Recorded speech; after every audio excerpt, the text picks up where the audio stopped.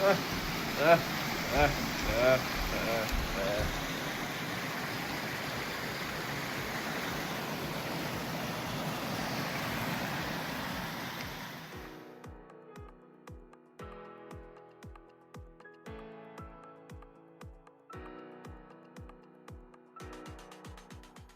everybody, welcome back to our weekly teen Bible study.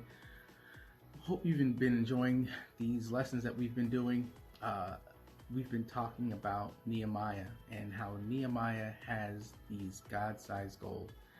And his goal was to build a wall in his home city of Jerusalem. And it's not an easy task. And today we're going to see what happens when you come up against some opposition.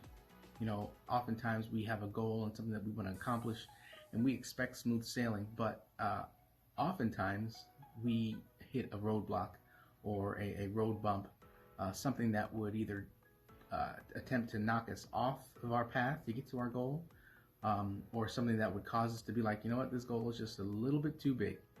So let's see what Nehemiah's opposition tries to do, and let's also see how God can bring him through to execute the plan that he has set in motion.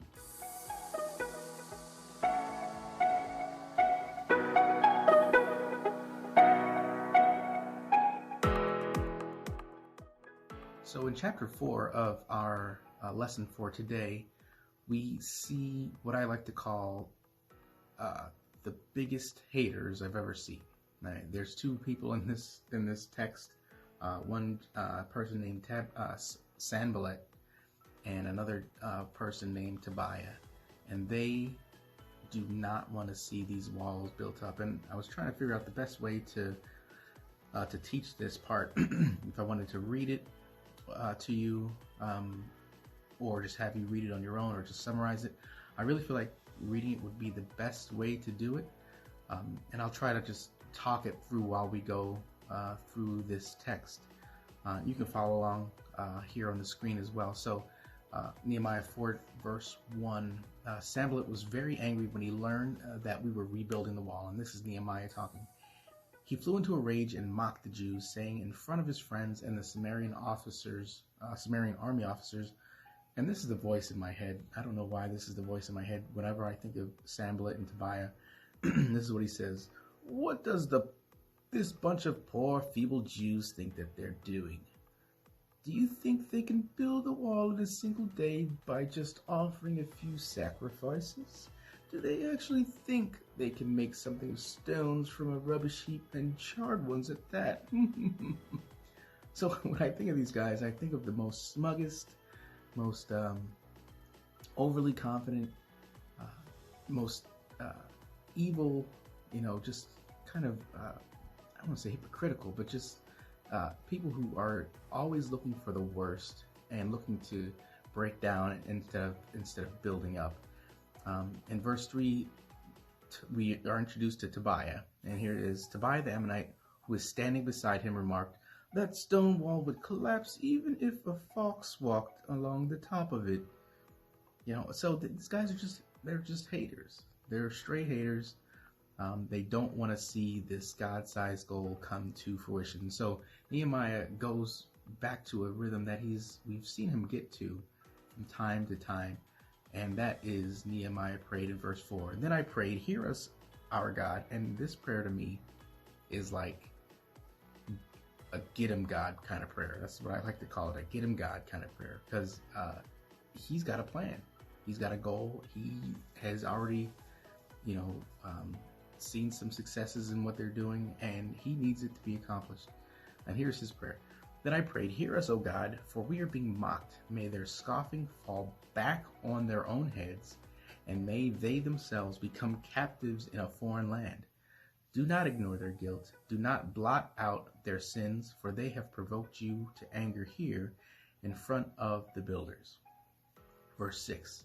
At last the wall was completed to half its height around the entire city, for the people had worked with enthusiasm. So they saw a lot of things that were happening with the wall. It's coming along pretty well. Verse 7, but when Sanballat and Tobiah and the Arabs, Ammonites, and Ashdodites heard that the work was going ahead and that the gaps of the wall of Jerusalem were being repaired, they were furious. They all made plans to come and fight against Jerusalem and throw us into confusion. But we prayed to our God. Again, Nehemiah is getting into that rhythm of praying to God when things don't go as he had thought that they should. Verse 9, but we prayed to our God and guarded the city day and night to protect ourselves. So I guess the takeaway for here is that, oftentimes you have a plan and then something happens when you're executing the plan. And you have to think like quickly, what am I going to do to resolve this? For example, maybe you're applying to a college and, you don't get into the school that you want to get into. What do you do then? What is the pivot? You thought you had something that you were going towards. You thought you had a goal that you were going towards, and you hit a roadblock. Something happened. Or you were trying to get your driver's license, and if you're like me, you failed the written test, or you failed even the driving test. I failed it twice. What do you do then? Do you just say, well, I'm not going to drive anymore. I'm not going to go for it. Or do you, try it again, or restudy, or, ask someone to help you to work on your parallel parking? But what are you doing to get yourself into a better position to succeed? And this is what we see Nehemiah doing. In verse 10, then the people of Judah began to complain, so even more, piling on even more, all the bad things that was happening with Sanballat, Tobiah, Arabs, Ammonites, Ashdodites. Now even the people that he was working alongside, here's what they're saying: the workers are getting tired and there's so much rubble to be moved. We will never be able to build the wall by ourselves. And so what we see here is that, sometimes when you're doing something well and something good, it still could be tiring. You might, maybe in your family, maybe you are the person who is trying to bring joy and bring happiness and try to maybe keep things close, or whatever your role is in your family, and you might be the only person who is doing that.